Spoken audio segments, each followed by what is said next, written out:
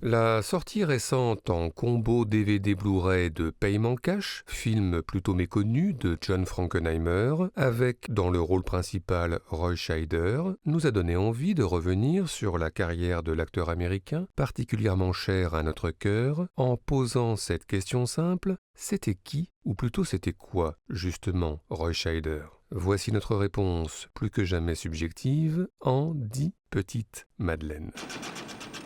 Roy Scheider, c'était tout d'abord des débuts timides à la fin des années 60 avec de petits rôles dans un polar de Bernard Kowalski ou dans une comédie d'Irving Kershner, avant le premier film important, en 1970, Portrait d'une enfant déchue de Jerry Schatzberg, où il croise à un dîner mondain Faye Dunaway, lui publicitaire entreprenant, elle mannequin plus réservé. I don't know why we haven't met before. I'm rather a recluse. I do not socialize very much. You should. She should what? Circulate more. Puis un an plus tard, dans Le Clout d'Alan Pakula, un rôle plus inquiétant, celui du proxénète de la call girl Jane Fonda, tout en regard intimidant et balafre à l'œil, sous les yeux de Donald Sutherland.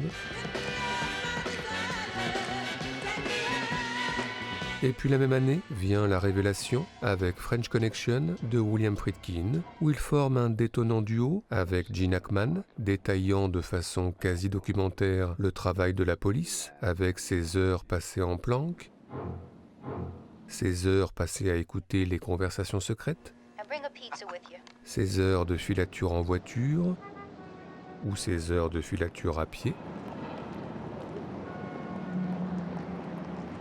Sans oublier ces heures à fouiller, désosser, une voiture dissimulant peut-être des kilos d'héroïne jusqu'à l'épuisement et au découragement, ou presque. What was the weight of the car when you got it, Irv?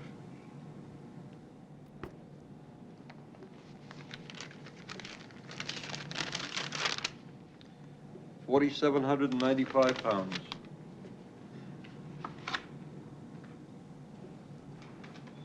Sure.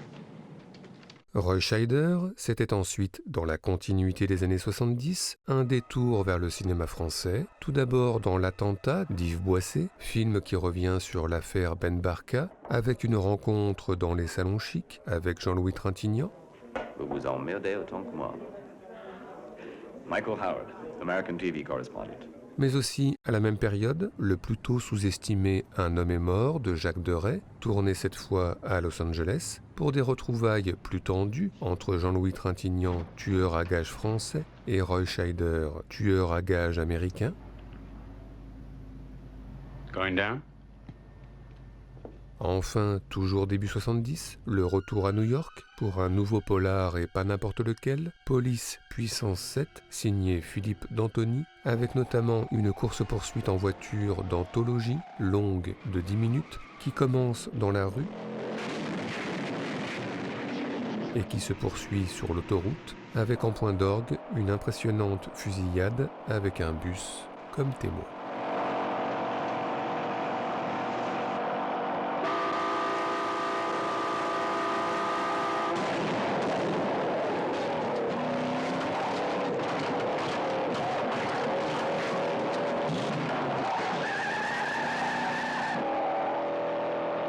Roy Scheider, c'était ensuite l'année 1975 et le film qui va tout changer, Les Dents de la Mer de Steven Spielberg. Soit une station balnéaire sur la côte est des États-Unis, une nageuse imprudente, puis la découverte macabre, puis Roy qui cède aux mers et ne ferme pas les plages, du coup nouveau drame et panique générale.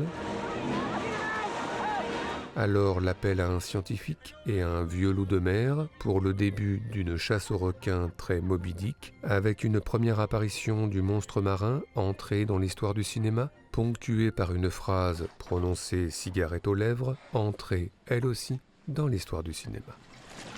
Slow ahead. I can go slow ahead. Come on down and chump some of this shit.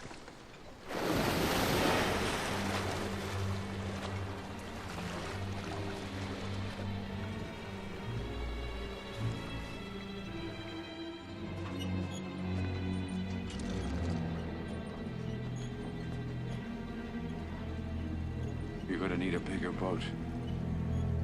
Roy Scheider, c'était ensuite, dans la deuxième partie des années 70, un nouveau classique des classiques, Marathon Man de John Schlesinger, avec Roy Scheider en agent double à Paris, arrivant dans une rue de la Paix embouteillée, puis prenant son petit déjeuner à l'ombre de la Tour Eiffel, puis se rendant à l'Opéra Garnier en retard,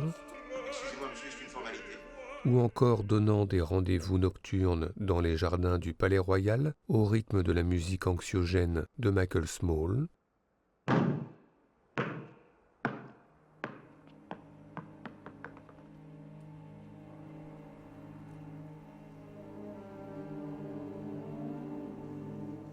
Enfin, un an plus tard, un encore plus grand film, devenu aujourd'hui une œuvre culte, Le Convoi de la peur de William Friedkin, encore lui, remake ou presque du Salaire de la peur de Clouzot. Soit Roy Scheider, criminel en fuite, dans un village perdu en République dominicaine, puis en parallèle, l'explosion d'une raffinerie de pétrole, et une seule solution, souffler l'incendie avec une forte explosion de nitroglycérine, mais des explosifs qu'il faut acheminer sur les lieux, par camion, sur des routes dangereuses, mais aussi sur des ponts suspendus peu fiables, surtout sous un déluge de pluie, pour une scène mythique portée par la musique hantée de Tangerine Dream.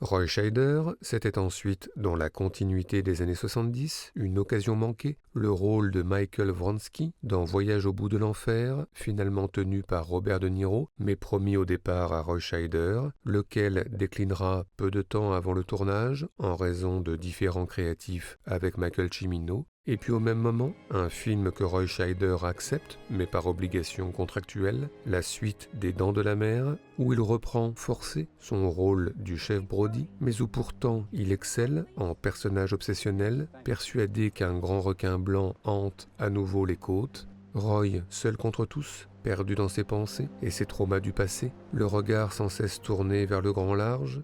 Bref, un film, comme le montre cette scène de développement photo, comme un duel Roy Scheider, grand requin blanc, œil pour œil, dent pour dent, où l'obsession et la folie ne sont jamais loin, et notamment dans cette grande scène de paranoïa, puis de panique, sur la plage.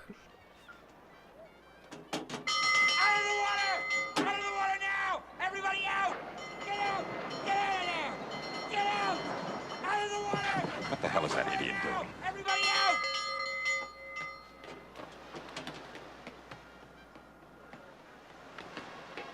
Get out of there! Get out! Everyone out! Out of the water! Get out of there! Get out! Get out of the water! Get out!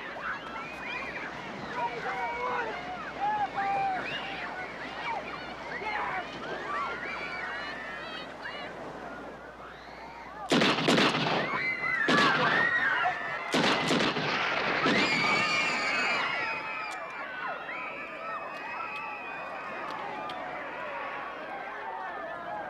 Just bluefish! Bluefish! Chief! It's a school of bluefish! Roy Scheider, c'était ensuite, à la fin des années 70, un polar hitchcockien méconnu, Meurtre en cascade, réalisé par Jonathan Demme, où il campe un agent secret en dépression après le meurtre de sa femme, avec des séquelles psychologiques qui ne sont pas sans rappeler celles du chef Brody des Dents de la Mer. You gotta do better than that, Jack. What? What's your name? Who sent you? What's the trouble here? Who sent you? Hey, come on. There's a guy in a blue suit. He wasn't within 10 feet of you. You didn't push like a suit. Et puis en 1979, la consécration, Palme d'Or à Cannes à l'appui, avec All That Jazz, que le spectacle commence, le film autobiographique de Bob Fosse, dans lequel le cinéaste chorégraphe met en scène sa propre mort, avec au départ les auditions, puis les répétitions, mais bientôt la crise cardiaque, avec l'ange de la mort personnifié par Jessica Lange, qui rôde, et du coup l'esprit qui commence à vagabonder à l'hôpital, entre rêve et réalité, dans une ambiance très 8,5 de Fellini, pour des chorégraphies éternelles. It's getting close, Joe. Where were you, Joe? Where were you?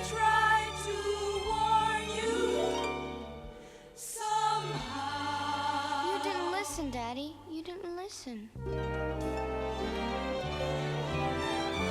You had your way. Now you must pay. We're glad that you're sorry now.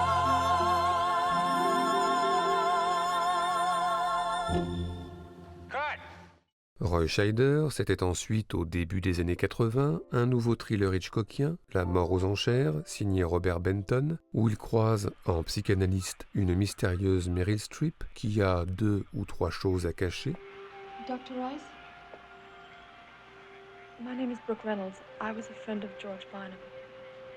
I was wondering if I could talk to you for a moment. I promise I won't take much time. Et puis un an plus tard, un nouveau rôle de policier, mais cette fois dans le ciel de Los Angeles, dans Tonnerre de feu de John Badham, où il vole à bord d'un supercopter high-tech qui lui permet notamment de semer ses poursuivants. Et puis au même moment, non plus les airs, mais cette fois l'espace, avec 2010, l'année du premier contact de Peter Iams, suite de 2001, l'Odyssée de l'espace, un film où il retrouve le mythique vaisseau Discovery et où il va notamment dialoguer avec un HAL 9000 réactivé, mais aussi avec un Dave Bowman ressuscité.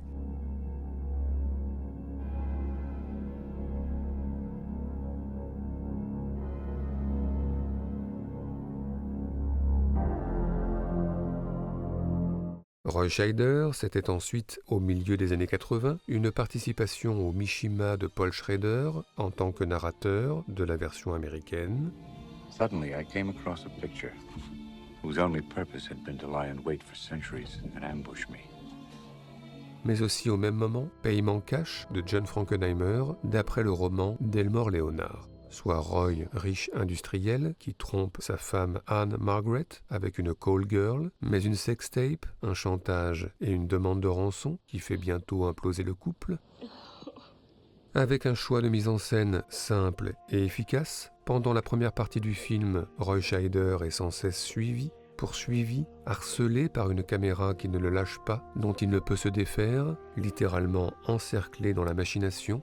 Avant le moment de bascule au milieu du film, Roy qui prend les choses en main et décide de ne plus subir, mais d'agir, en haussant notamment le ton face à son maître chanteur, mais surtout en se débarrassant de cette caméra envahissante, qui va dès lors cesser de le harceler, en se concentrant maintenant sur le maître chanteur, comme un virus transmis, la peur qui change de camp.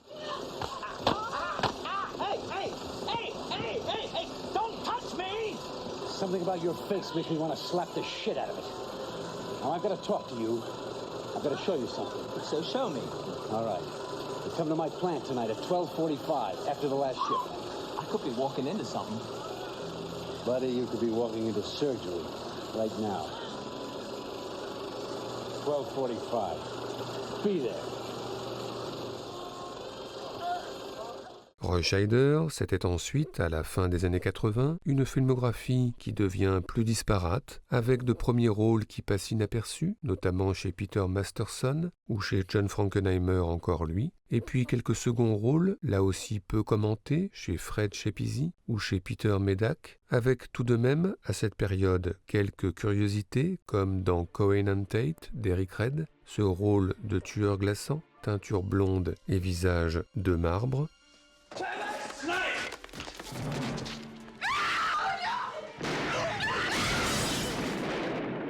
mais aussi dans Le Festin nu de David Cronenberg, le docteur Benway et ses mixtures secrètes qu'il fournit à Peter Weller, ersatz de William Burroughs. Mix it with this. Gradually increase the percentage of black without telling your friend. And he'll lose his taste for the buck powder soon enough. Et puis un peu de télévision avec la série SeaQuest en Capitaine Nemo des temps modernes, garant de la préservation des océans, mais aussi, enfin et surtout, à cette période, une nouvelle occasion manquée, et pas n'importe laquelle, le rôle principal de The Crew de Michelangelo Antonioni, mais que le cinéaste italien ne parviendra pas à mener à bien, nous laissant avec nos rêves, le visage d'Asset de Roy, dans le cinéma minimaliste d'Antonioni. Oui, cela donnait vraiment envie.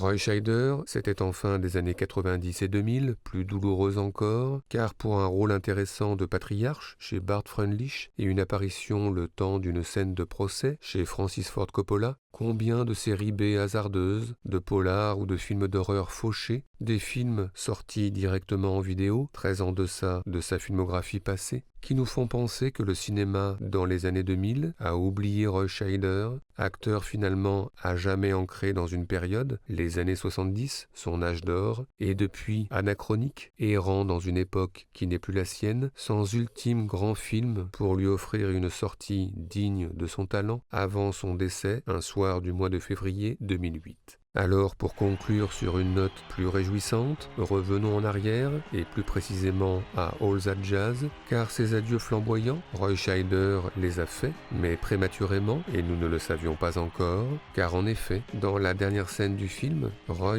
y délivre une ultime performance scénique, un tour d'honneur, où il remercie famille, collègues et amis, alors que la mort l'attend patiemment dans les coulisses, avec, si vous le permettez, une remarque plus subjective encore que d'habitude, car pour votre serviteur, cette scène, ce film, sont à l'origine de tout. À l'origine de ces cahiers d'adolescents, soigneusement confectionnés à la fin des années 80, compilant sur Roy Scheider tout ce que nous pouvions trouver, articles de presse, affiches, critiques, interviews, fiches techniques, photos, petites vignettes. Oui, c'est bien là que tout a commencé. L'envie non plus seulement de voir et aimer des films, mais l'envie de prolonger et bientôt d'écrire et de rêver pour des revues, des documentaires, mais aussi pour un site web que vous avez aujourd'hui sous les yeux. Oui, pour tout cela, Roy, merci, tendrement, passionnément, éternellement. Bye bye, my life. Oh yeah. Goodbye.